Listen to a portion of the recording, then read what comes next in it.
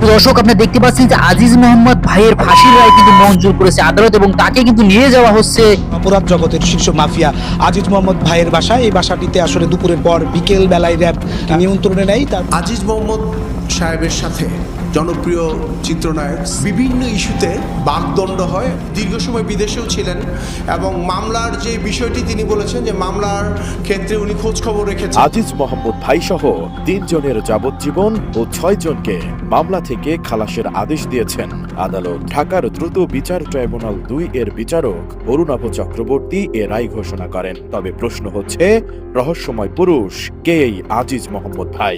ভারত থেকে আসা আজিজ মোহাম্মদ ভাইয়ের গোটা পরিবারটাই অপরাধ জগতের সাথে সম্পৃক্ত। ইয়াবা সম্রাট খ্যাত তার ভাতিজা আমিন হুদার 79 বছরের জেল হয় 2012 সালে। যদিও 2020 সালে কারাগারে তার মৃত্যু হয়। তবে ভাতিজা কারাগারে মৃত্যুবরণ করলেও চাচা থেকে গেছেন ঠিকই ধরা ছোঁয়ার বাইরে। বাংলাদেশের অপরাধ জগতের অন্যতম বড় নাম আজিজ মোহাম্মদ ভাই। প্রিয় দর্শক, আজিজ মোহাম্মদ ভাইয়ের খেলা শেষ, অবশেষে শেষ রক্ষা হয়নি। তো আর আপনারা দেখেছেন যে আসলে আজিজ মোহাম্মদ ভাইয়ের উপরে কিন্তু দেখা যায় বাংলাদেশের চলচ্চিত্র জগতের 2 জন নায়ককে দুনিয়া থেকে শেষ করে দেওয়ার মামলা কিন্তু তার উপর রয়েছে এবং সে কিন্তু দীর্ঘদিন যাবৎ দেশের বাইরে কিন্তু পলাতক ছিলেন। অবশেষে ডনকে গ্রেফতারের পর কিন্তু একের পর এক সকল তথ্য সামনে উঠে আসছে এবং আজিজ মোহাম্মদ ভাই কিন্তু আইনের জাল ছেড়ে কখনোই পালাতে পারে নাই। পাপ যে কখনো বাপকে ছাড়ে না, সেটা কিন্তু আবারও প্রমাণ হয়ে গেল। চলুন আমরা সেই সম্পূর্ণ বিষয়গুলো একটু দেখে আসি যে কোথা থেকে কিভাবে আজিজ মোহাম্মদ ভাইকে গ্রেফতার করা হয়েছে এবং আদালত যে রায় দিয়েছেন, এই রায় শোনার পরে এই যে সালমান শাহ ভক্ত যারা রয়েছেন তারা যে উল্লাসে মেতে উঠেছেন, সেই বিষয়গুলো আমরা সম্পূর্ণ ভিডিও জুড়ে একের পর এক দেখে আসি। আজিজ মোহাম্মদ ভাই সহ 3 জনের যাবজ্জীবন ও 6 জনকে মামলা থেকে খালাসের আদেশ দিয়েছেন আদালত। ঢাকার দ্রুত বিচার ট্রাইব্যুনাল 2 এর বিচারক অরুণাভ চক্রবর্তী এ রায় ঘোষণা করেন। বাংলাদেশের রহস্যময় ব্যক্তিদের তালিকার প্রথম দিকেই যার নাম থাকবে তাদের একজন এই আজিজ মোহাম্মদ ভাই, যাকে নিয়ে আছে নানা গল্প, নানা রহস্য। আর এসব গল্পের বেশিরভাগই চলচ্চিত্র জগতের নারী ও হত্যা কেন্দ্রিক। এসব গল্পের কতটুকু সত্য আর কতটুকু মিথ সে নিয়েও আছে নানা মত। 1947 সালে ভারত ভাগের পর আজিজ মোহাম্মদ ভাইয়ের পরিবার ভারতের গুজরাট থেকে তৎকালীন পূর্ব পাকিস্তান, আজকের বাংলাদেশে চলে আসে। তাদের পরিবার মূলত পারস্য বংশোদ্ভূত।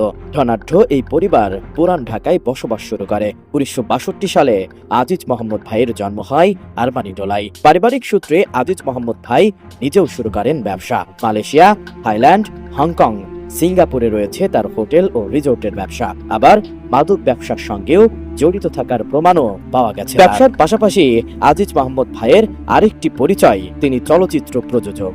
বলা যায় 90-এর দশকে এমবি ফিল্মসের ব্যানারে চলচ্চিত্র প্রযোজনায় এসে ব্যবসায়ী পরিচয় ছাপিয়ে যান তিনি। নতুন নায়িকা মডেল তৈরিতে তার খ্যাতি আছে ফিল্ম পাড়ায়। এ কারণে চলচ্চিত্রে এসে আধিপত্য বিস্তার করে ফেলেন তিনি।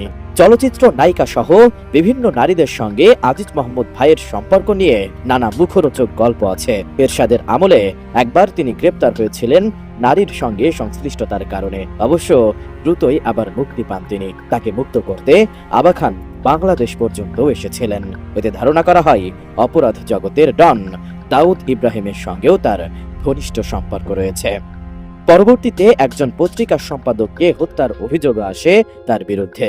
সেখান থেকেই তার অপরাধ জগতের বিচরণের বিষয়টি পরিষ্কার হয়, যদিও সেটিকে পরে হার্ট অ্যাটাক বলে প্রচার করে পার পেয়ে যান। তিনি ব্যাপকভাবে আলোচনায় আসেন 1997 সালে। জনপ্রিয় চিত্রনায়ক সালমান শাহকে হত্যার অভিযোগ ওঠে তার বিরুদ্ধে, যদিও এটাকে হত্যা বলেই প্রচার করা হয়।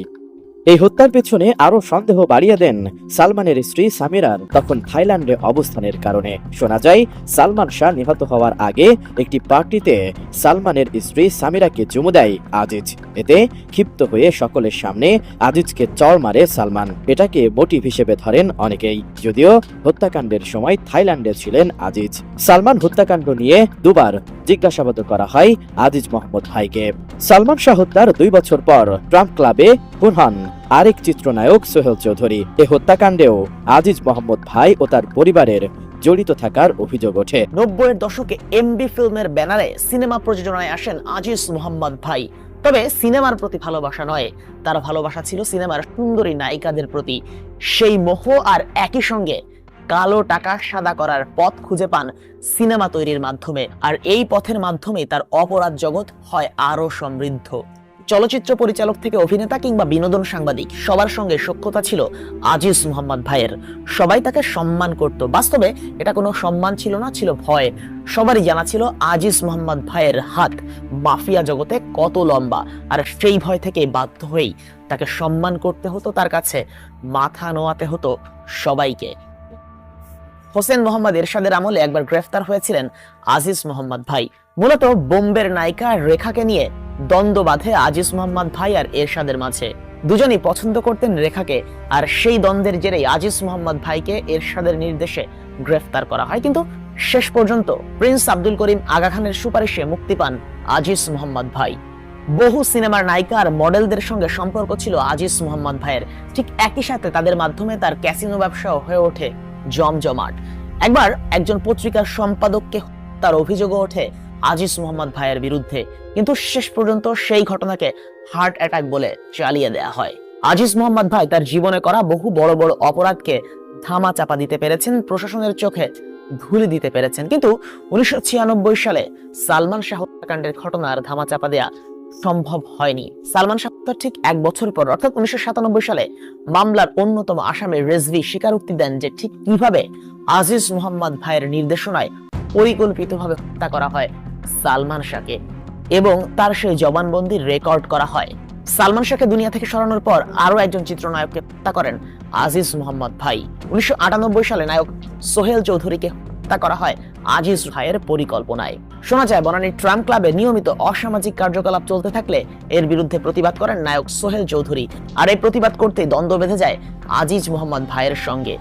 কারণ এই যে যত নষ্টামি কার্যক্রম সবকিছুই পরিচালনা করতেন এই মাফিয়া ডন আজিজ মোহাম্মদ। শেষ পর্যন্ত দেখা যায় যে সোহেল চৌধুরী তাদের পথে বড় বাধা হয়ে দাঁড়াচ্ছেন, এবং একাধিকবার বাক বিতণ্ডা হওয়ার পর সোহেল চৌধুরীকে পরিকল্পিতভাবে গুলি করে তা করা হয়। সেই মামলায় আজিজ মোহাম্মদ ভাইকে গ্রেফতারও করা হয়েছিল, কিন্তু বেশি দিন আটকে রাখা সম্ভব হয়নি। ওই যে মাফিয়াদের হাত অনেক লম্বা, তাদের ক্ষমতা অনেক, প্রশাসনের চেয়েও তারা পাওয়ারফুল, আর সেই পাওয়ার খাটিয়েই আজিজ মোহাম্মদ ভাই ঠিকই বের হয়ে যান কারাগার থেকে। এত বড় বড় অপরাধ সংগঠিত করার পরও বারবারই আইনের ফাঁক গলে বের হয়ে গেছেন আজিজ মোহাম্মদ ভাই।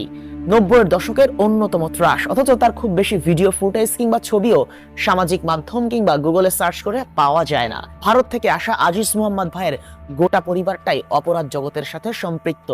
ইয়াবা সম্রাট খ্যাত তার ভাতিজা আমিন হুদার 79 বছরের জেল হয় 2012 সালে।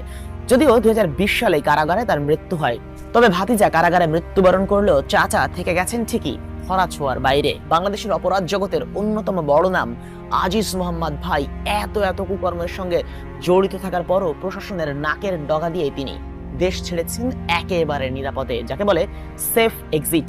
সে আজিজ মোহাম্মদ ভাই এখন থাইল্যান্ডে বসবাস করে পুরো পরিবার নিয়ে। তার আছে 3 ছেলে আর 2 মেয়ে, আর তার স্ত্রী নওরিন মোহাম্মদ ভাই কিন্তু এখনো বাংলাদেশে এসে তাদের ব্যবসা দেখে যান। অর্থাৎ থাইল্যান্ডে আজিজ মোহাম্মদ ভাই থাকলেও তার ব্যবসা সুন্দরভাবে পরিচালিত হচ্ছে বাংলার জমিনে। প্রিয় দর্শক, সকলকে অসংখ্য ধন্যবাদ সম্পূর্ণ ভিডিওটি দেখার জন্য। যারা সম্পূর্ণ ভিডিওটি দেখেছেন তারা অবশ্যই বিষয়গুলো বুঝতে পেরেছেন যে সালমান শাহর মামলা 29 বছর যাবত কিন্তু এই মামলাটা একের পর এক ধাপে ধাপে চলতেছে, কিন্তু এর সুষ্ঠু বিচার কিন্তু সালমান শাহর যে মামলা চালিয়ে যাইতেছে তার মা এবং তার মামা সহ তার ছোট ভাই তারা কিন্তু পায়নি, এবং সালমান শাহ ভক্তরা কিন্তু এর হাল ছাড়েনি। তো অবশেষে দীর্ঘ 29 বছর পরে এসে কিন্তু এই মামলার অন্যতম একজন আসামি ডন গ্রেফতার হয়েছে, এবং প্রধান আসামি সামিরাকে কিন্তু খোঁজ করতেছেন। এবং এই আরেকজন অন্যতম আসামি আজিজ মোহাম্মদ ভাই, তার কিন্তু এই বাংলাদেশে অনেকগুলো ব্যবসা রয়েছেন, এবং তার বিরুদ্ধে দেখা যায় এই চলচ্চিত্র জগতের 2 জন নায়ককে শেষ করে দেওয়ার মামলা তার উপর রয়েছে। তো যাই হোক, তো সে কিন্তু দেশের বাইরে বসে এই সকল ব্যবসা পরিচালনা করে থাকে, এবং বিভিন্ন সময় মানুষ দ্বারা এই দেশের ব্যবসা পরিচালনা করার পাশাপাশি সে কিন্তু এই দেশে আসে। তো সবার প্রশ্ন একটাই যে এই মামলায় যে আসামি যারা রয়েছেন তাদেরকে খুব দ্রুত গ্রেফতার করা হোক, কারণ ডনকে গ্রেফতার করার পরেই কিন্তু কিভাবে টাকার বিনিময়ে চুক্তিতে যে সালমান শাহকে শেষ করেছে এটা কিন্তু সামনে উঠে আসছে। তো সালমান শাহকে কিন্তু কিভাবে শেষ করেছে এটা কিন্তু আরো তদন্ত করা সহজ হবে যখনই এই মামলার অন্যতম আসামি যারা রয়েছে তাদেরকে গ্রেফতার করা হবে। এটা কিন্তু সবাই আশাবাদী। তো যাই হোক, এই বিষয়ে আপনাদের ব্যক্তিগত মতামত অবশ্যই কমেন্টে লিখে যাবেন যে আসলে এই যে ডনকে কিন্তু রিমান্ড মঞ্জুর করার জন্য আবেদন করা হয়েছে আবার নতুন করে, তো এবং এই মামলার নতুন করে এই সালমান শাহর যে লাশ রয়েছে এটা কিন্তু উঠানোর বা তোলার কথা চলতেছেন। তো এটা তোলার পর অনেকে বলতেছেন যে আসলে এর ভালো তথ্য হয়তো সঠিক তথ্য এটা থেকে পাওয়া সম্ভব না, যতটা সম্ভব এই আসামিদের গ্রেফতার করার পরে যতটা তথ্য পাওয়া সম্ভব এটাকে অন্যভাবে পাওয়া সম্ভব না। যাই হোক, এই বিষয়ে আপনাদের ব্যক্তিগত মতামত অবশ্যই কমেন্টে লিখে যাবেন। যাই হোক, সবাই ভালো থাকবেন, সুস্থ থাকবেন। যদি ভিডিওটি ভালো লাগে অবশ্যই লাইক করে দিবেন এবং চ্যানেলটি সাবস্ক্রাইব করে পাশে থাকবেন। সবাই ভালো থাকবেন, ধন্যবাদ সবাই।